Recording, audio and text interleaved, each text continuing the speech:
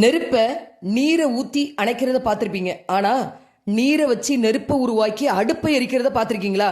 இந்த அறிவியல் அதிசயத்தை செய்து காட்டி உலகமே வியக்கும் சாதனையை படைத்திருக்கிறார் தமிழ்நாட்டின் சேலத்தைச் சேர்ந்த ராமலிங்கம் கார்த்திக் அவர்கள். இந்த சாதனை நிகழ்த்த 20 ஆண்டு காலம் அவருக்கு தேவைப்பட்டது. தண்ணீரில் உள்ள ஹைட்ரஜனை பற்றிய ஆராய்ச்சியை மேற்கொண்டு இந்த பயனுள்ள நிகழ்வை நிகழ்த்தியிருக்கிறார். இது மக்களுக்கு பயனுள்ள கண்டுபிடிப்பு, மக்களுக்கான கண்டுபிடிப்பு.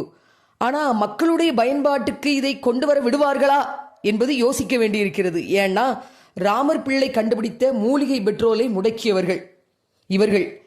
மக்களிடம் நிதி பெற்று தேர்தலில் போட்டியிட்டால் மக்களுக்காக போராடுவார்கள்.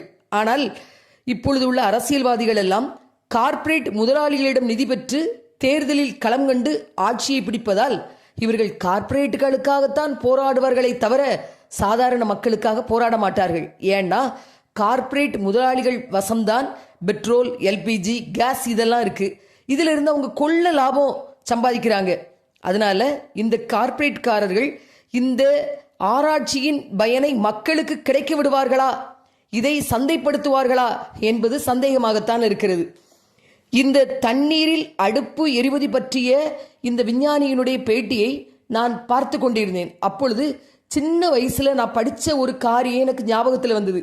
இதை நான் சொல்றதுனால விமானத்தை ரைட் சகோதரர்கள் கண்டுபிடிக்கவில்லை, புராண காலத்தினுடைய கதாநாயகர்கள் தான் அதனுடைய முன்னோடிகள் அப்படின்னு சொல்ற கும்பலை சேர்ந்தவள் அப்படின்னு என்ன நினைச்சிடாதீங்க. ஏன்னா இது நான் படித்தது. வாடிய பயிரை கண்டபோதெல்லாம் வாடினேன் அப்படின்னு சொன்ன திருவருட்பா தந்த வள்ளலார் தன்னுடைய நண்பர் ஒருவருடைய வீட்டில் இருந்துட்டு தான் அந்த வீட்டில் உள்ள மண் விளக்கு அகல் விளக்கு வெளிச்சத்தில் தான் அருட்பெருஞ்சோதி ஆண்டவனை நினைச்சு பாமாலை எழுதுறது வழக்கம். விடிய விடிய ஆண்டவனை நினைச்சு எழுதிக்கிட்டே இருப்பாராம். அதனால அகல் விளக்கு எரிவதற்காக எண்ணெயை பக்கத்துல மண் களையத்துல வச்சிருப்பாங்களாம் அந்த வீட்டுக்கார அம்மா.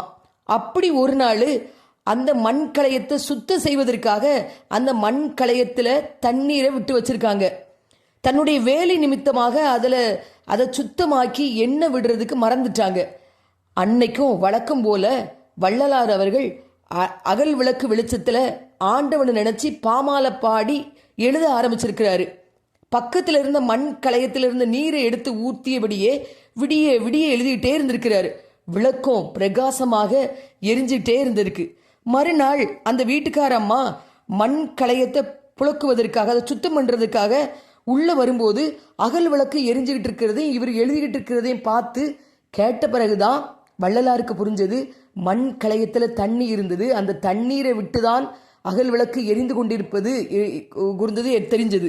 தண்ணீர் விட்டா இந்த விளக்கை எரித்திருக்கிறோம் அப்படின்னு நினைச்சு ஆண்டவனை நினைச்சு அந்த அருட்பெருஞ்சோதியை நினைச்சு அவருடைய செயலை நினைச்சு ரொம்ப ஆனந்தம் அடைந்தாராம்.